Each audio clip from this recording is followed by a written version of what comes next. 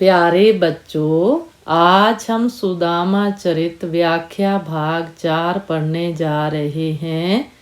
तो आज हम कक्षा 8वीं का ये व्याख्या भाग 4 पढ़ते हैं।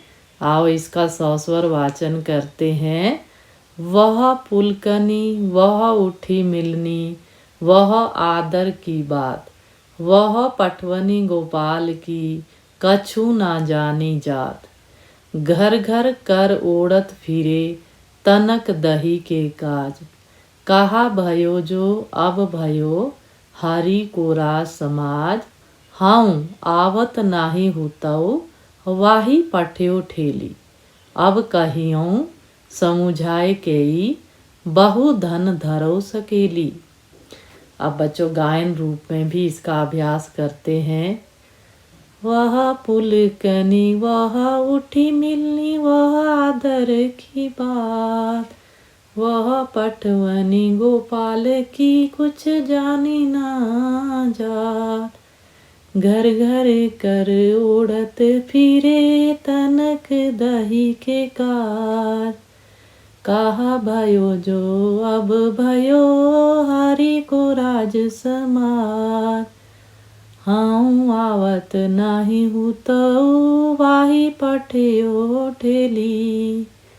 अब कहीं हूँ समुझाए केई, बहु धन धरो सकेली। तो बच्चों आपने भी इसको सस्वर वाचन भी करना है और गायन रूप में भी इसका अभ्यास करना है। तो आप इसके कवि का नाम भी जान चुके हैं, श्री नरोत्तम दास। और इसकी भाषा भी आपको पता है कि मिश्रित भाषा है, अवधी और ब्रज भाषा बच्चों। तो अब सबसे पहले हम कठिन शब्दों के अर्थ जानते हैं ताकि हमें व्याख्या अच्छी तरह से समझ आ जाए। पुलकनी आनंद एवं हर्ष से युक्त, मिलनी मिलना, आदर सम्मान, पटवनी विदाई, गोपाल श्री कृष्ण, कछु कुछ, जात व्यक्त करना, काज कारण, तनक थोड़ा, कर ओढ़त फिरे हाथ फैलाता फिरता था, हरि कृष्ण, राज समाज राज्य में, धरव सकेली संभाल कर रखो, वाही पाठ्यो खाली हाथ ठेली भेजना। अब हम इसकी बच्चों व्याख्या जानते हैं। तो प्रसंग रूप में तो हम इसको बांध चुके हैं और हमें पता है जब हमने पहले पद्यांश की व्याख्या की थी कि किस तरह से हमने इसका प्रसंग बनाना है। तो अब इसको सरलार्थ रूप में लेते हैं। कवि सुदामा की मनोदशा का वर्णन करते हुए कहते हैं कि सुदामा अपने घर वापस जाते हुए मन ही मन बीते हुए पलों को याद करके सोचते हैं कि जब वे कृष्ण के यहाँ पहुँचे थे तब तो उन्होंने बड़ी प्रसन्नता दिखाई थी। वे उठकर गले मिले थे और सुदामा को बहुत आदर भी दिया था, पर विदाई के अवसर पर इस तरह खाली हाथ भिजवाने की बात सुदामा को कुछ समझ ही नहीं आ रही थी। वास्तव में कृष्ण ने सुदामा को उनके 2 मुट्ठी चावल खाते ही 2 लोकों की धन दौलत दे डाली थी, जिससे सुदामा बिल्कुल अनजान थे।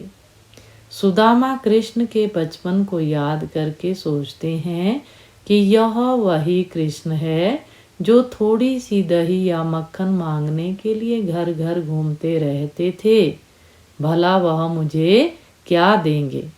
सुदामा तो पहले ही माखन चोर कृष्ण को जानते थे, पर उनकी पत्नी ने ही उन्हें जिद करके यहाँ भेजा था। सुदामा बहुत नाराज थे और सोच रहे थे कि अब जाकर वे अपनी पत्नी से कहेंगे कि बहुत धन मिल गया है, अब इसे संभाल कर रखो। तो ये बातें सुदामा जब घर अपने गांव लौट रहे हैं द्वारिका से, तो उस समय वह सोच रहे हैं इस तरह की बातें। उन्हें लगा था कि श्री कृष्ण ने उन्हें खाली हाथ भेज दिया है, परंतु सुदामा को कुछ पता ही नहीं चला।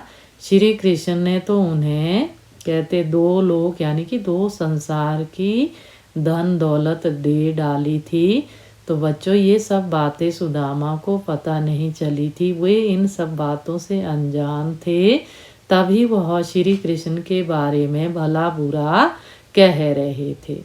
तो बच्चों आज का सरलार्थ आपको ज़रूर समझ आया होगा।